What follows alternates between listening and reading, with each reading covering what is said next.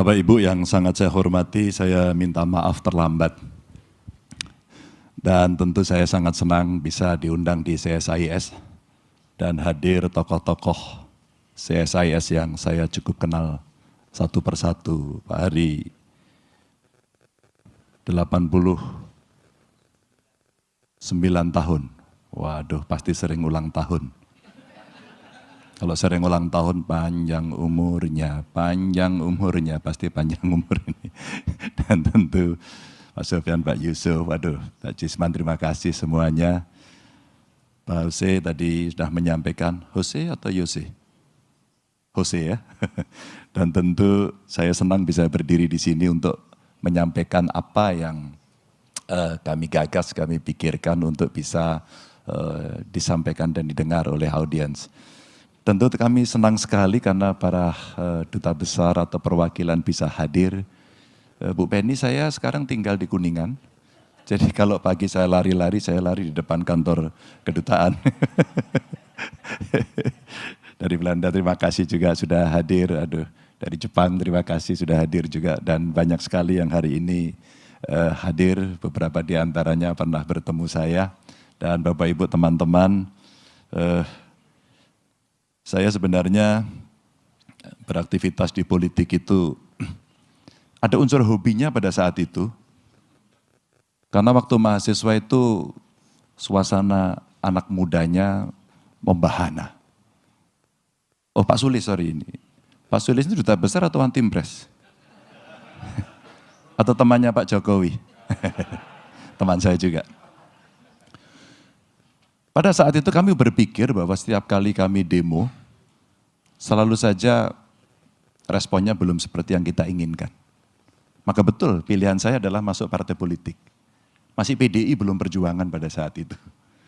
Dan kemudian itu saya sampaikan pada anak-anak muda yang banyak sekali tidak tertarik pada partai politik.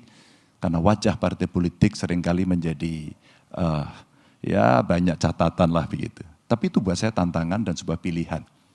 Sehingga pada saat saya menyampaikan kepada anak-anak muda, apakah kamu tertarik pada partai politik untuk bergabung? Ternyata sebagian besar tidak. Tapi ketika saya tanya, apakah kamu tertarik jadi bupati wali kota? Tertarik jadi gubernur? Tertarik jadi presiden? Mereka tertarik. Jadi situasi yang mendorong mereka menjadi anak-anak instan, hari ini memang ya terimalah dengan lapang dada.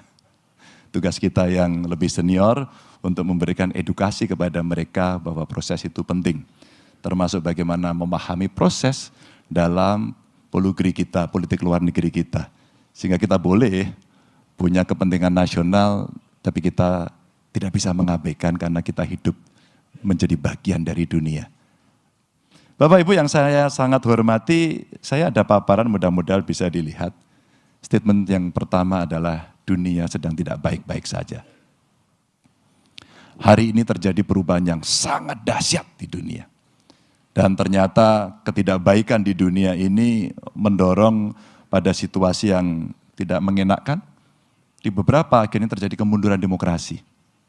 Partisipasi masyarakat tidak bisa ditampilkan dengan baik karena masing-masing mengambil sikap dan keputusan sendiri. Ya biasanya dalam teori power memang kadang-kadang Machiavellis menjadi sebuah pilihan yang praktis untuk bisa melakukan itu. Maka demokrasi mengalami kemunduran. Ada ketidakadilan global tadi juga sudah disampaikan sehingga hak-hak warga bangsa, warga negara ya butuh perhatian. Mereka butuh udara yang sejuk, mereka butuh pangan yang cukup, mereka butuh suplai yang baik, apakah itu energi, apakah itu pangan, dan itu dibutuhkan oleh mereka semuanya. Saya kira kondisi ini hari ini penting untuk kita bicarakan, agar dalam konteks pergaulan dunia, kita akan sering banyak berbicara. Para diplomat kita mintakan untuk sering berbicara. Bagaimana kepentingan bilateral atau multilateral bisa diselesaikan sekali lagi untuk kepentingan bersama dan sama-sama saling menguntungkan. Ini yang penting. Kemerosotan ekonomi terjadi karena pukulan berat. Kemarin kita mengalami pandemi serentak. Tapi tidak cukup dengan itu. Konflik di berbagai kawasan akibat perang juga terjadi dan ini ternyata berdampak besar pada beberapa harga pokok, apalagi kebutuhan pangan. Maka kami tidak heran kalau kemudian hampir semua negara produsen pangan itu mencoba untuk mengerem. Apakah ini harus kita izinkan untuk dibeli oleh negara lain atau kita keep? Agar kita bisa memenuhi kebutuhan nasional dari masing-masing negara. Maka sekali lagi, kalaulah kita ingin agar hidup di bumi ini jauh lebih baik, sekali lagi, diplomat-diplomat ini menjadi punya kekuatan yang sangat penting untuk setiap negara ada. Itu situasi dunia Bapak Ibu, dan tentu saja kita melihat bagaimana kondisi kita yang ada di Asia. Kalau kita melihat, maka di Asia juga sama, ada ketegangan di beberapa wilayah, ya, ada Korea Utara, Korea Selatan, kemudian ada di Selat Taiwan, di Laut Tiongkok Selatan, yang ini pun rasanya proses-proses politik diplomasi tidak boleh berhenti. Tidak boleh berhenti, harus terus-menerus dilakukan agar terjadi understanding di antara masing-masing negara atau di kawasan itu untuk bisa memahami dan kemudian tidak pecah perang. Tidak pecah situasi yang membuat masyarakatnya menjadi lebih menderita karena situasi itu. Ini kondisi yang ada. Maka kebijakan luar negeri dan diplomasi untuk Indonesia kita ya mesti jauh lebih baik belajar dari pengalaman yang ada. Inilah pentingnya acara pada sore hari ini. Sebenarnya kalau saya diskusi pada kesempatan seperti ini, jauh lebih senang ketika kemudian saya sampaikan, saya diam, dan kemudian orang mendengarkan, memberikan masukan. Apa yang kemudian mesti kita lakukan? Karena itulah suara-suara yang merepresentasikan dari sekian kepentingan untuk diformulasikan menjadi sebuah kebijakan. Daripada kemudian bersih tegang dan eyel-eyelan. Lalu apa yang bisa kita kerjakan Bapak Ibu? Ini dari slide yang ada, berikutnya adalah kita belum merubah kebijakan politik luar negeri kita yang bebas dan aktif. Namun ini banyak hadir juga teman-teman dari Kemlu, terima kasih sudah hadir.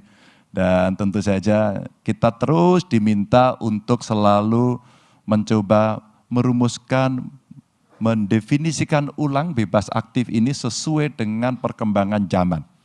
Hari ini kebutuhan internasional seperti apa. Jadi kalau kita melihat bebasnya, kita bukan bebas yang free. Tapi kita bebas untuk membuat kebijakan yang jauh lebih strategik. Yang strategik kita tentukan sendiri. Aktif pun juga kita bicara tidak pasif yang menunggu saja, tapi aktif mengambil inisiatif-inisiatif, apalagi beberapa problem yang tidak selesai itu betul-betul membutuhkan penyelesaian yang saya katakan tadi, apakah itu bilateral ataukah itu multilateral. Dan tentu saja kami lihat bahwa kondisi yang sudah cukup lama ini mendorong kita dalam konteks politik luar negeri adalah ini menjadi instrumen Bapak Ibu. Instrumen untuk mencapai tujuan dengan kepentingan dan agenda nasional dengan tetap memperhatikan kewajiban-kewajiban kita di dunia internasional. Lalu bagaimana? Undang-undang dasar kita memerintahkan sudah sangat jelas.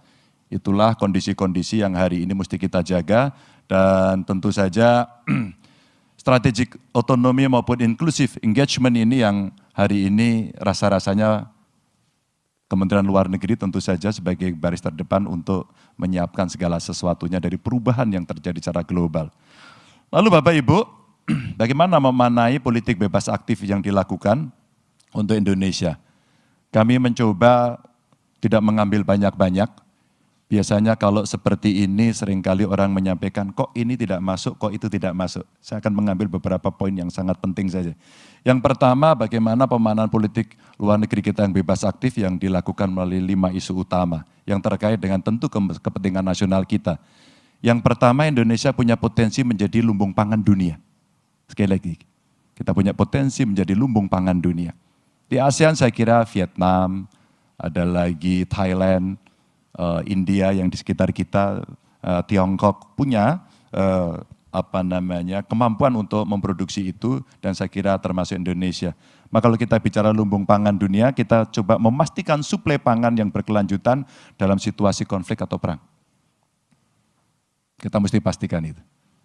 Maka kalau kita bicara sisi produksi, kami bicara dengan para peneliti, kami bicara dengan para pelaku usaha, kami sampaikan kepada para profesional dalam hal ini para petani, kita punya potensi yang bagus. Produksi beras kita lumayan, meskipun rata-rata masih sekitar 5,9 saya kira tertinggi ton per hektar. Maka hasil risetnya sudah sampai 12. Tapi riset, kalaulah kita bisa meningkatkan 7 ton saja, maka produksi itu sudah sangat luar biasa. Itu artinya butuh modernisasi, mekanisasi, dan intervensi dari pemerintah. Tidak bisa politik pangan ini dibiarkan oleh petani, dibiarkan kepada petani dan mereka suruh berjalan begitu saja. Tidak bisa. Negara harus mengintervensi, termasuk bagaimana pengelolaannya. Maka saya orang yang mendorong dalam konteks lumbung pangan dunia ini, Bulog mesti dikembalikan pada fungsi awal. Sehingga kebutuhan pokok itu negara harus menguasai, tidak bisa diliberalkan seperti ini.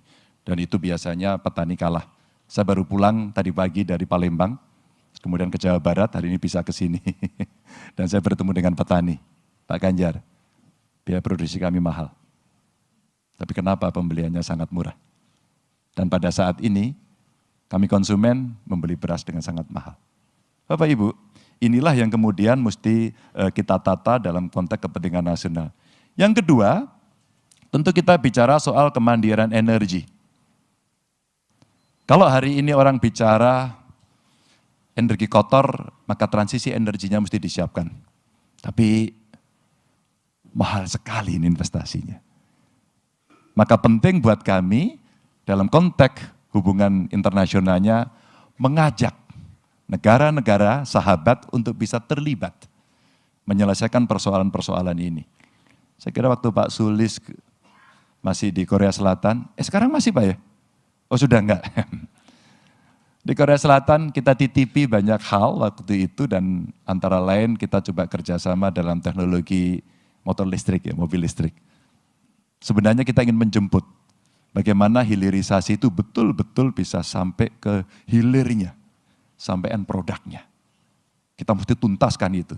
Dan tidak hanya cerita soal nikel, saya kira kita punya batu bara, punya sawit, punya laut, punya prospek pertumbuhan ekonomi digital yang tinggi. Maka inilah yang mestinya masuk pada hilirisasi untuk kita mendorong kemandirian ekonomi kita. Nah, kemandirian energi ini Bapak Ibu kalau kita lihat dalam paparan ini, jadi fluktuasi harga minyak dunia akibat perang ini lumayan tinggi, naik turun. Dan kira-kira kalau itu nggak selesai naik terus-menerus, APBN-nya pasti akan jebol. Nah kita mesti kendalikan. Kita mari bicarakan ke depan apa yang mesti kita lakukan. Sedangkan 35% impor minyak Indonesia ini dari Timur Tengah, maka teman-teman para diplomat yang ada di Timur Tengah punya peran yang penting dan cukup strategis untuk ini. Demikian juga tentu di negara-negara lain yang memang kita ngimpor minyak dari sana. Lalu mengurangi ketergantungan kami pernah coba hitung-hitung dengan tim kami. Ini kebutuhan investasinya untuk energi baru terbarukan, renewable energy ini kira-kira bisa sampai 1.300-an T. Apa yang bisa kita lihat? Satu, mungkin yang melihat angka ini ketakutan. Karena apa? Ini gak akan bisa dieksekusi. Tapi mereka yang punya peluang bisnis, maka ini akan bisa menangkap bahwa inilah potensi yang bisa kita lakukan dan ini akan menyerap banyak tenaga kerja. Dan kemudian hari ini kita ada surplus listrik. Yang kalau dalam konteks ASEAN sebenarnya kita juga akan bisa mendorong listrik ini untuk bisa kita ekspor. Lagi-lagi peran para diplomat kita di negara-negara tetangga, negara-negara sahabat di sekitar Indonesia menurut saya menjadi begitu penting untuk take lead dan kemudian mengkomunikasikan dengan mereka. Yang berikutnya adalah soal industrialisasi.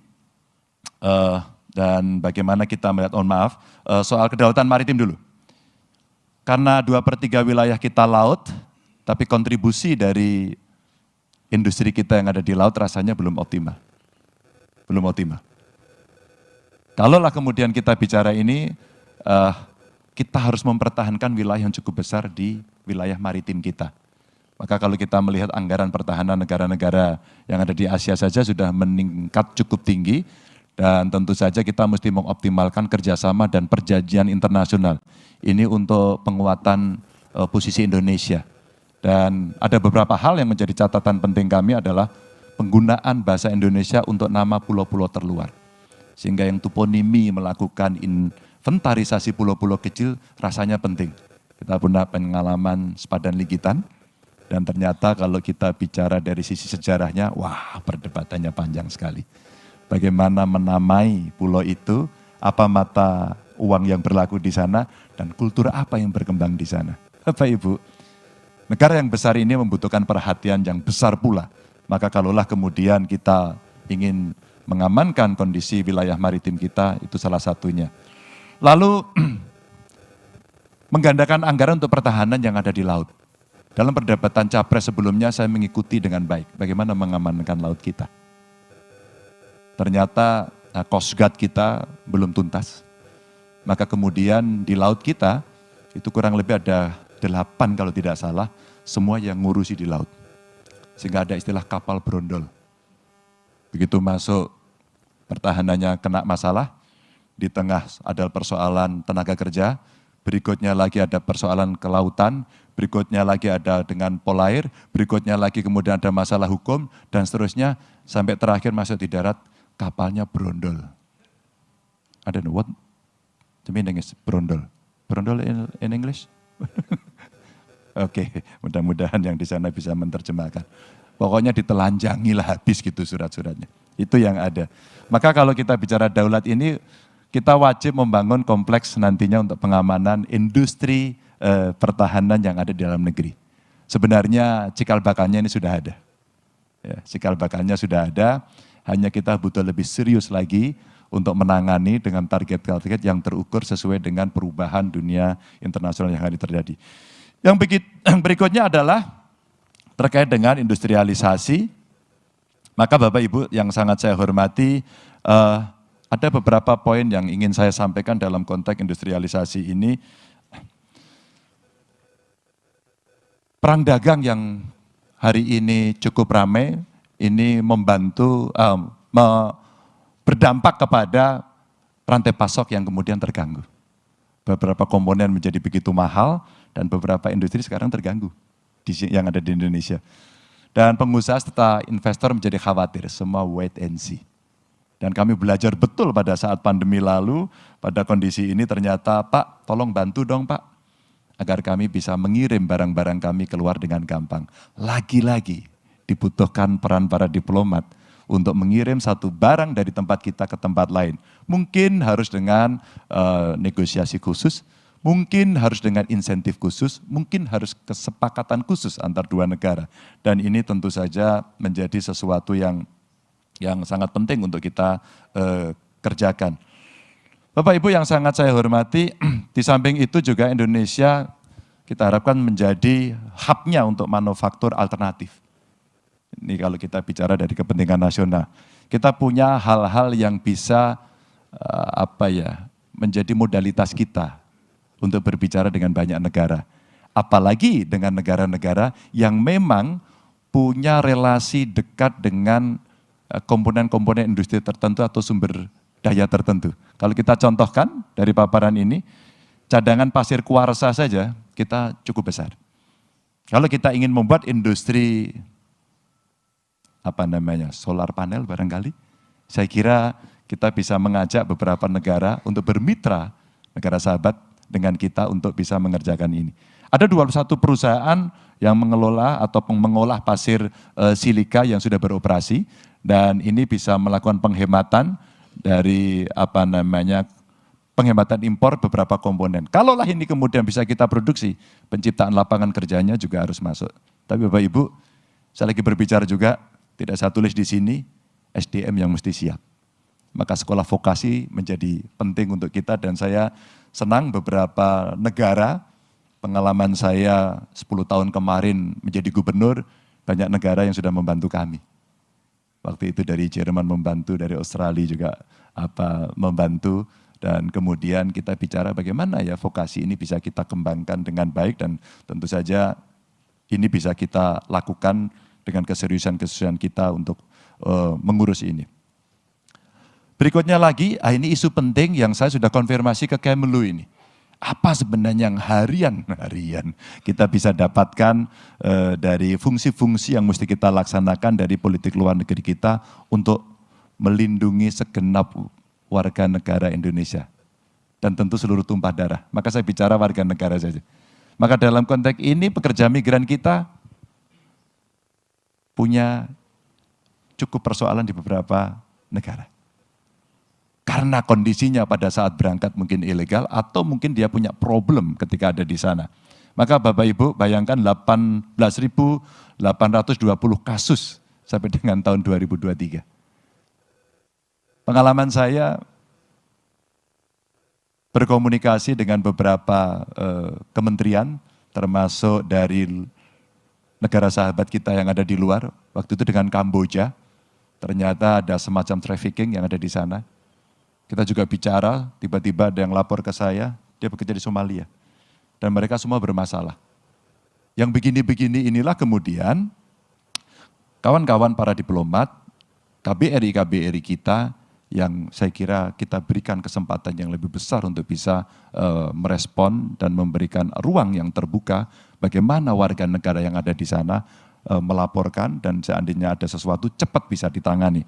Dan ternyata ini problem yang cukup besar. Ada kekerasan fisik, penyanderaan, trafficking yang saya sampaikan tadi, dan itu butuh peningkatan kerjasama internasional untuk perlindungan pekerja migran kita. Ini beberapa cerita yang coba saya sampaikan. Ada juga dari diaspora Indonesia itu kurang lebih ada 60% yang berencana kembali ke tanah air. Apa persiapan kita yang mesti kita lakukan?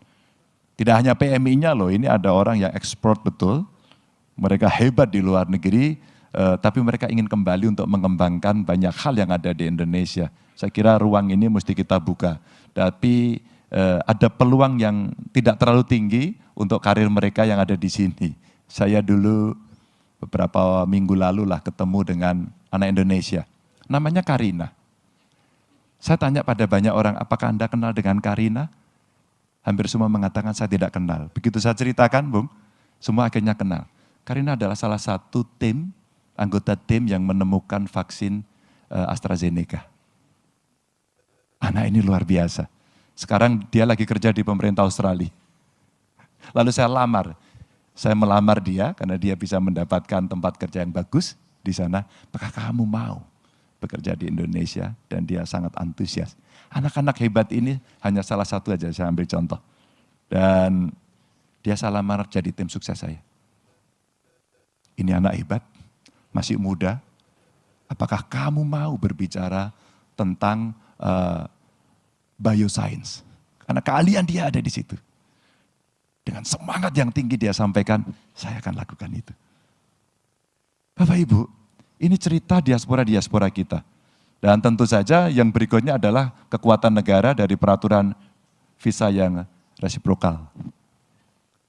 Target Indonesia bebas visa ini saya kira menjadi catatan penting agar di antara beberapa negara ini bisa jauh lebih mudah. Kalau ini kita lakukan rasa-rasanya hubungan kita dengan banyak negara kita akan jauh lebih baik. Ya kalau hari ini kita rankingnya mungkin di sekitar berapa ya ini? 72 ya. Kalau ini bisa kita geser ke ranking 50 saja, agak rasional, maka ini akan bisa menjadi target pekerjaan yang mesti bisa kita lakukan. Bapak Ibu yang sangat saya hormati, sudah agak panjang saya menyampaikan cerita ini, dan tentu saja kita mesti ikut melaksanakan ketertiban dunia yang berdasarkan kemerdekaan, perdamaian abadi, dan keadilan sosial. Inilah politik luar negeri kita yang bisa membuat damai dan adil untuk memberikan rasa merdeka kepada seluruh bangsa yang ada. Dan saya kira itulah penghormatan yang terbaik antar negara yang bersahabat. Terima kasih, mudah-mudahan cukup bisa menjelaskan. Assalamualaikum warahmatullahi wabarakatuh.